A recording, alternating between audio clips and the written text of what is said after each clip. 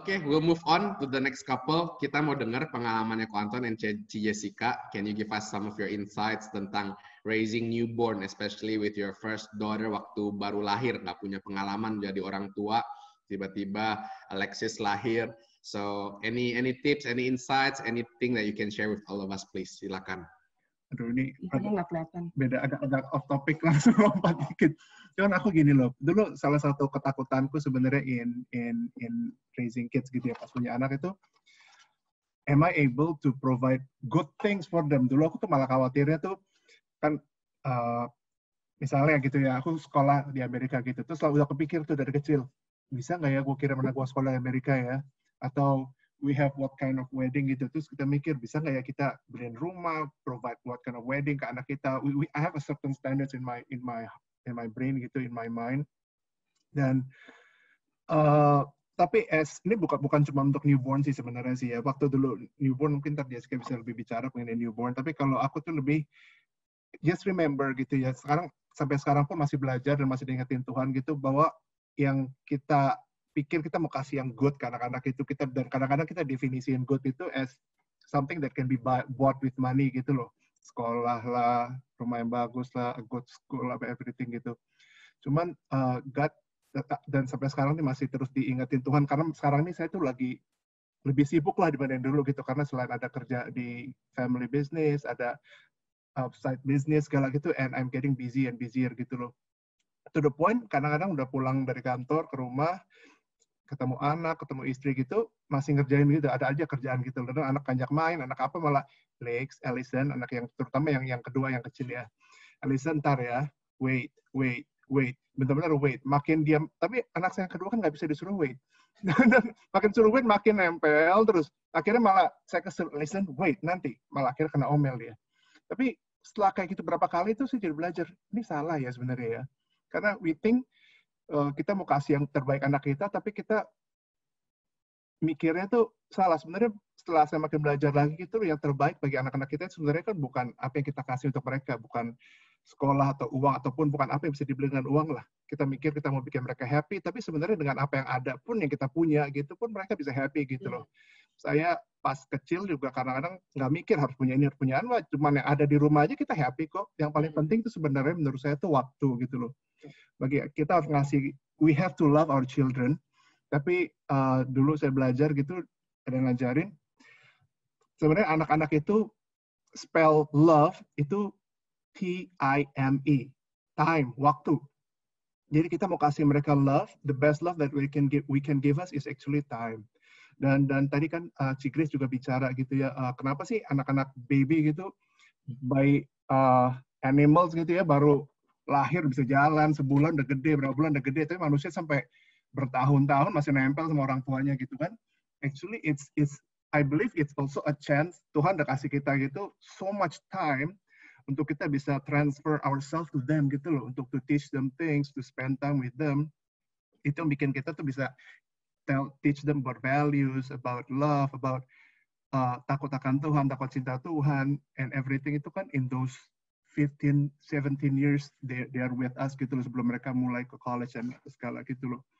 Jadi I believe we have to love our children, yes, but remember gitu, love itu tuh bukan in terms of we don't have to make life easy for them. Kadang kita pengen kasih yang terbaik, and we want to make as much as possible everything too easy for them gitu loh.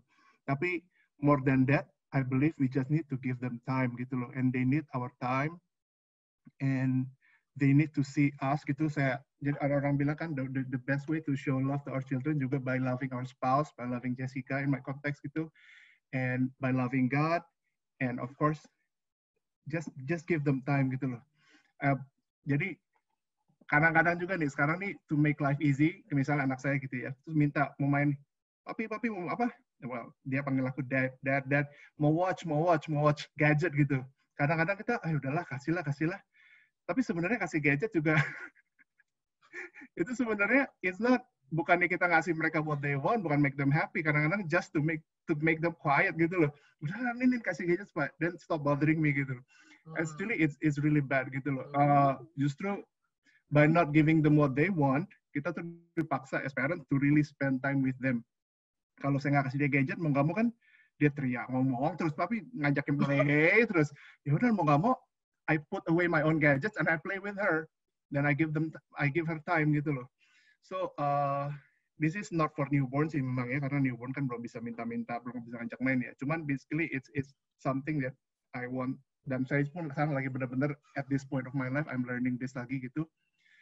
To just give them time lah, pulang ke rumah jangan sibuk about work, jangan pernah marahin anak gara-gara dia pengen main terus kita sibuk segala. Udah lah, just leave them everything and give them time. In the end it's much more precious than whatever money can buy that we can give them gitu. Nah. Halo semuanya. Oke, dari tadi kaku ya. Kalau dari saya, one thing yang I want to remind all the parents here ya, yang paling penting buat saya, orang tua tuh harus tahu that you are the best parents for your children. Itu period, titik. Kenapa? Karena kita juga suka counseling banyak orang gitu ya, banyak couple baik in relationship ataupun parenting or whatever gitu ya. Dan mereka tuh selalu ngerasa, aduh gue nggak bisa ngurus anak Ci, gue mah nggak bisa, aduh gue mah nggak bisa kayak lu mah enak banget, gue nggak bisa nih kayak mertua gue jago ngurus anak. No. Let me get back to the very basic thing yang kalian harus ingat sama-sama, bahwa Tuhan kasih anak itu kepada kalian, berarti God knows that you are the best father and mother for your children. Kalau misalnya menurut Tuhan, oi, itu anak nggak bagus buat lo, nggak bakal dikasih ke lo juga gitu loh. Pasti dikasihnya ke mertuamu atau kasih ke orang lain atau kasih ke gua gitu ya. You know, sometimes we have to learn untuk switch our mindset kepada arah benar. Saya mengerti kalau kadang-kadang yang namanya baby blues, mami-mami bisa baper, especially. Itu saya sangat mengerti karena aku pun baby blues. Kadang-kadang kalau dibilang ya baru anaknya lahir, aduh kamu nggak boleh gendong gitu nanti kesel. Bisa sedih gitu kan ya. Kadang-kadang melonya tuh bisa kayak super lebay nggak jelas gitu. Nggak apa-apa, itu namanya baby blues, itu normal ya. Tapi jangan begitu kita diomongin begitu, langsung kita tuh dwell dalam pikiran, oh ya gue nih, aduh I'm not a good mother, aduh nanti gue kalau anak gue jatuh gimana, aduh nanti kalau, aduh gue nggak bisa. Lama-lama kita jadi self-pity dan kita nggak bisa menjadi the best parents for our kids. Kenapa? Bukan karena kita tidak bisa, tapi kita tidak mau merubah cara pikir kita untuk menjadi bisa, gitu. Kalau kita bilang kita sayang, thanking God untuk anak yang Tuhan kasih, then you better prepare yourself well. Dalam arti apa? Bukan cuma secara materi, bukan cuma secara jasmani, segala macam baju lah, ranjang, semua anak dibeliin. No, mentally and emotionally, you also have to prepare yourself. Dan saya sangat menyadari itu are a gift from God. Kenapa? Karena sebenarnya kalau anak kita berdua hidup semua, anak saya sudah 9. Tapi 7 dipanggil sama Tuhan. Dan 2 yang ada sama-sama kita on earth. Kalau tadi ditanya sama Ken, the worry ya, kekhawatiran apa yang dipunya ketika punya anak pertama. Kalau saya sejujurnya, saya cuma worry, Tuhan berapa lama kali ini Tuhan kasih izin anak saya ini hidup sama saya. That was my biggest worry. Kenapa? Karena Alexis itu sebenarnya kehamilan saya yang kelima. Dan kehamilan saya kelima, tapi anak saya yang ke-6. Karena kehamilan pertama kita tuh kembar. Jadi, I've lost so many children before. Dan sampai saya belajar gitu ya. Di kayaknya keguguran anak yang kehamilan yang ketiga gitu. Saya belajar untuk mengucap syukur bahwa Tuhan berapapun lama yang Tuhan kasih anak itu dalam kandungan saya, I know I have given my best.